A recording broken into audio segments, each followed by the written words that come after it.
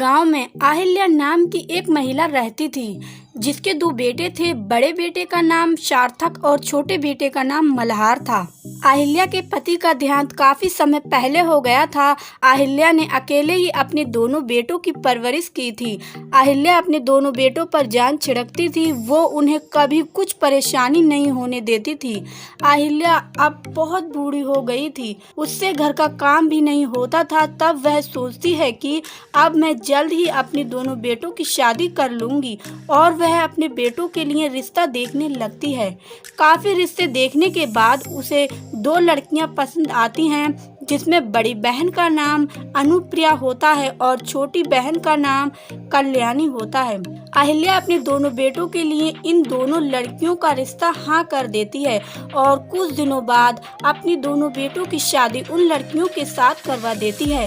शादी के बाद दोनों बहुओं का स्वागत बहुत शानदार तरीके से करती है। अनुप्रिया और कल्याणी दोनों ही अपने ससुराल में आकर बहुत हंसी खुशी रहती हैं, पर जैसे ही समय गुजरता है तो उन दोनों में लड़ाई होना शुरू हो जाती है। अहिल्या के दोनों बेटे बहुत ही सीधे साधे थे। वह अपनी माँ से बहुत प्यार करते थे, पर उनकी पत्नियां तो बहुत ही ज्यादा झगड़ेल लड़कियां थीं। वह हर वक्त छोटी छोटी सी बातों पर झगड़ा करती रहती थी। इस बात से अहिल्या को बहुत दुख पहुंचता था। उनकी लड़ाई देखकर अहिल्या सोचती है कि मैंने तो अपने बेटों की शादी इसलिए की थी कि मुझे थोड़ा सा आराम मिल जाएगा, पर मेरी बहू तो बहुत कामचोर है और हर बात पर लड़ाई करती रहती हैं। बेचारी अहिल्या खुद ही काम सारा कर लिया करती थी। एक दिन अनुप्रिया और कल्याणी में इतनी बुरी लड़ाई होती है कि वह एक दूसरे को मारने लगती हैं और सारा मोहल्ला उनके घर पर इकट्ठा हो जाता है। अहिल्या बहुत शर्मिंदा होती है और अपने दोनों बेटों को फोन कर बुला लेती है।